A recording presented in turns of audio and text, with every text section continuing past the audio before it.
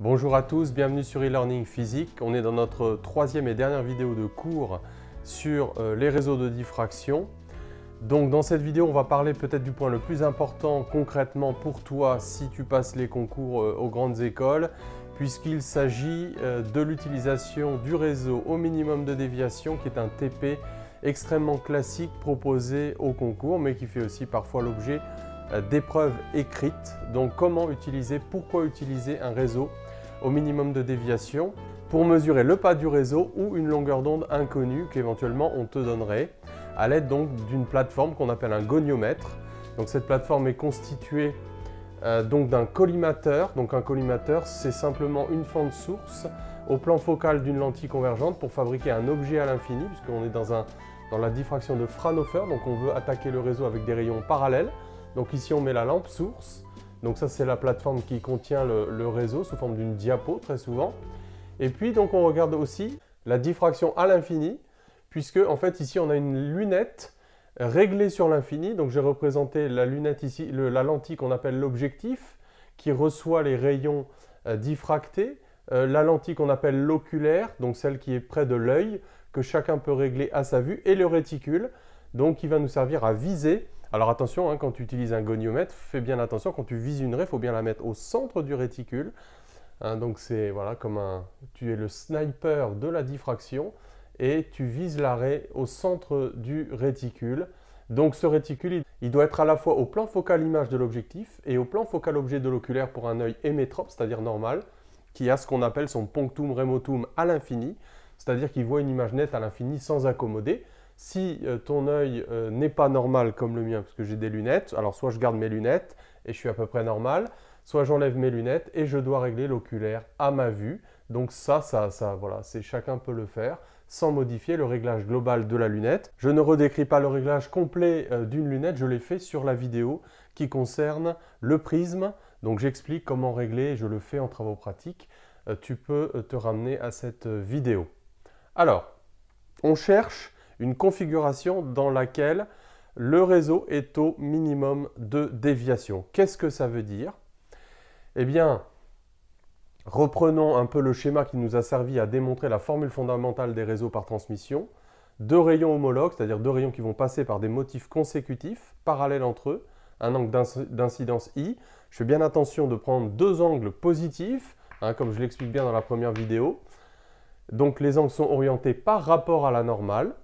Donc angle d'incidence, angle de diffraction. J'ai fait aussi exprès de prendre un angle diffracté plus grand que l'angle incident. Et je définis la déviation. Donc la déviation, bien logiquement, c'est l'angle orienté qui repère le rayon transmis par rapport au rayon incident. La déviation est nulle quand les rayons sont dans la direction de l'optique géométrique, c'est-à-dire qu'ils continuent en ligne droite à travers le réseau. Donc c'est θp moins i, c'est un angle orienté. Il peut être positif, il peut être négatif, il peut être nul. Donc c'est la déviation du réseau. Donc première étape, qu'est-ce que c'est que la déviation? On vient de le voir, c'est un peu la même définition que dans le cas du prisme. Alors, on cherche un minimum de déviation. On va voir après pourquoi. Alors, comme très souvent en physique, quand on cherche en fait un minimum, on cherche un extrémum. C'est pas très... On peut calculer la dérivée seconde, voir si elle est positive, etc. Vérifier qu'il s'agit d'un minimum. On va se contenter de chercher un extrémum et on va admettre que c'est un minimum. Donc l'idée, comme très souvent, c'est de la différenciation. Donc on va différencier l'expression de la déviation. Et comme on cherche un minimum, alors on voit qu'on a deux variables, θ, p et i, mais ces deux variables sont reliées entre elles par la relation fondamentale des réseaux. Donc on va différencier cette relation, c'est un peu comme dériver, ça fait plusieurs fois qu'on fait ce type de raisonnement, très important pour le physicien. Alors qu'est-ce qui est fixé? C'est ça qu'il faut bien préciser.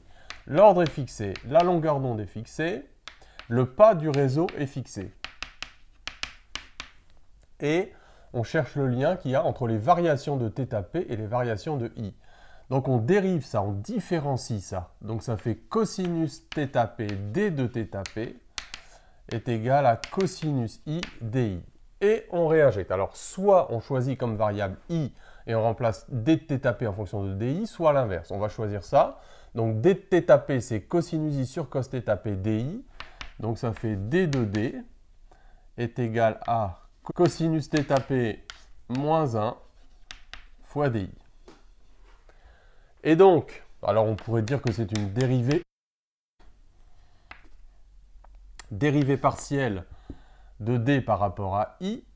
Donc ça fait cosinus de θp sur cosinus i moins 1.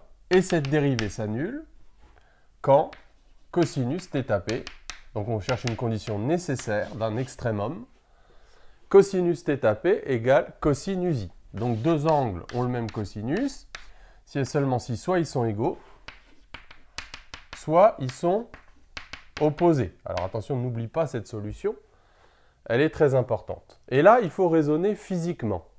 Si θp vaut i, effectivement, donc la déviation est nulle. On est dans la direction de l'optique géométrique.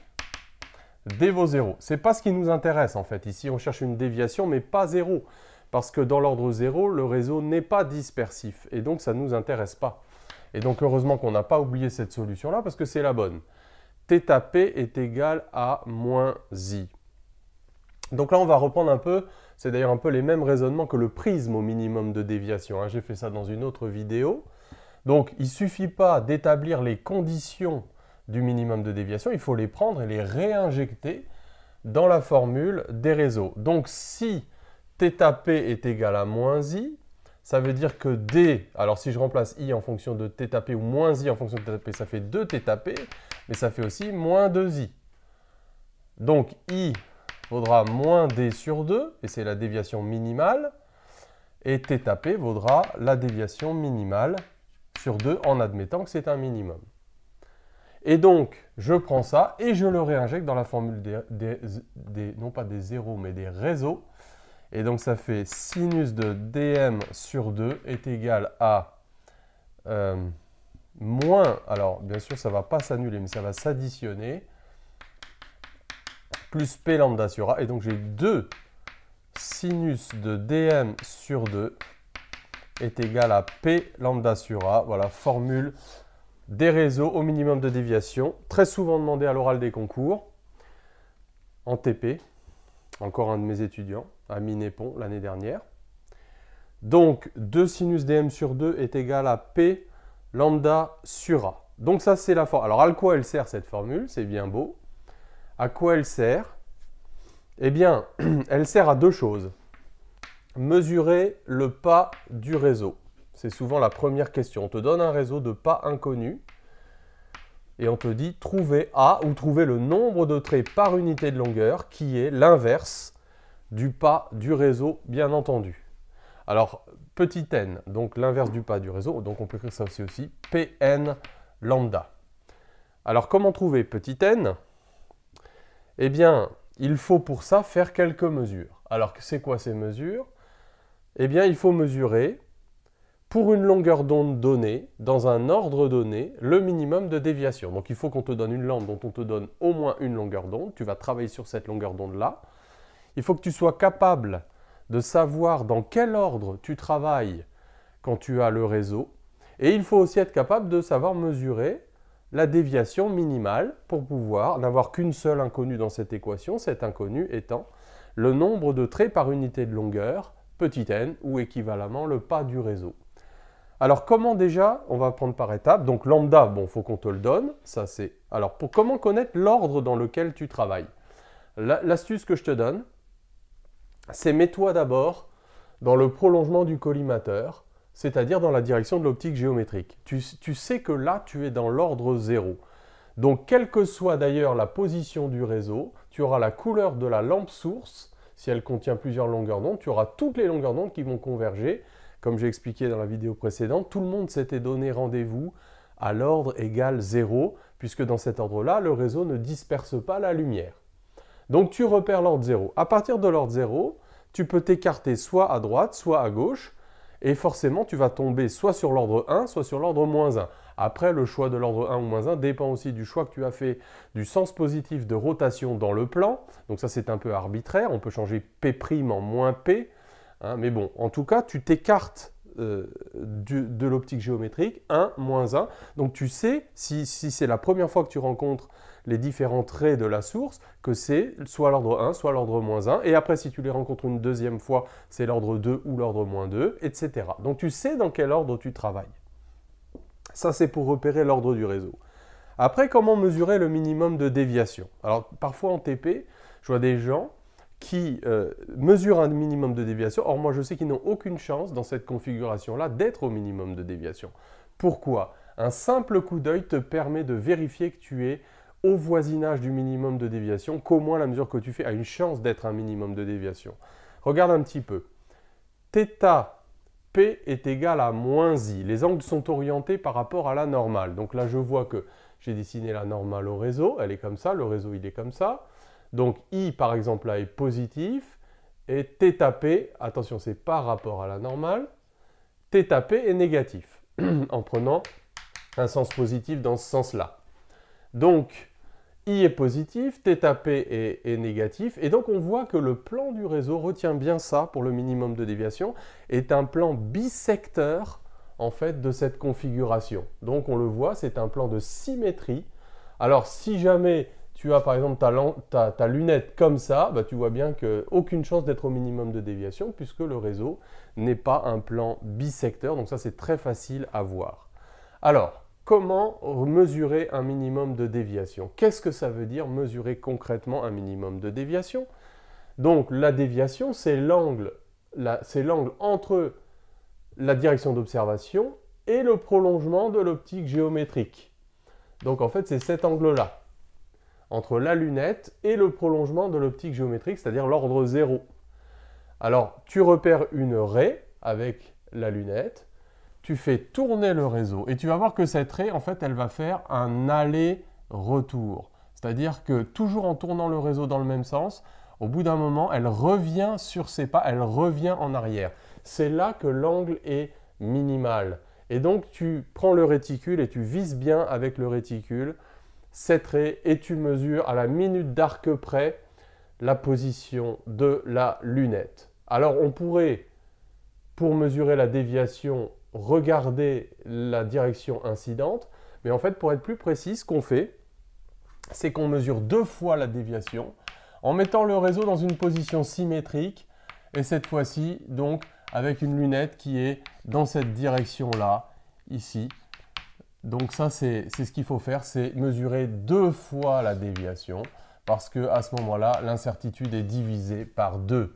Donc, fais ça, il faut mesurer 2 fois la déviation en prenant une position symétrique. Si tu as plusieurs minima de déviation à mesurer, alors tu le fais un peu à la chaîne. Tu vois, tu ne fais pas des allers-retours comme ça autour de l'optique géométrique. Tu mesures tous les minimums d'un côté, ils sont généralement proches les uns des autres, et de l'autre côté, et tu remplis un tableau et tu fais ça à la chaîne. Tu tailorises un peu ton truc pour être très efficace. Bien sûr, il faut souvent faire un calcul d'incertitude. Bon, je n'ai pas prévu dans cette vidéo de me lancer là-dedans, mais ce n'est pas très compliqué. Il faut prendre la différentielle, parfois la différentielle logarithmique, ici pour le pas du réseau par exemple. Ça marche bien. Alors ça c'était donc pour mesurer le pas du réseau, mesurer la déviation minimale pour une longueur d'onde donnée dans un ordre donné.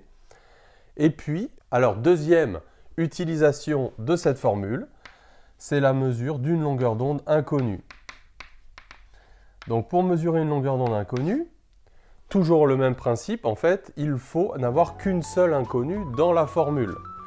Donc maintenant qu'on connaît le pas du réseau, on est capable de savoir dans quel ordre on travaille, on est capable de mesurer un minimum de déviation, donc on est capable de mesurer une longueur d'onde inconnue. Et c'est très souvent ce qui te sera demandé, là aussi souvent calcul d'incertitude à la clé. Voilà, donc tout ce qu'il faut savoir pour le réseau au minimum de déviation, c'est pas compliqué.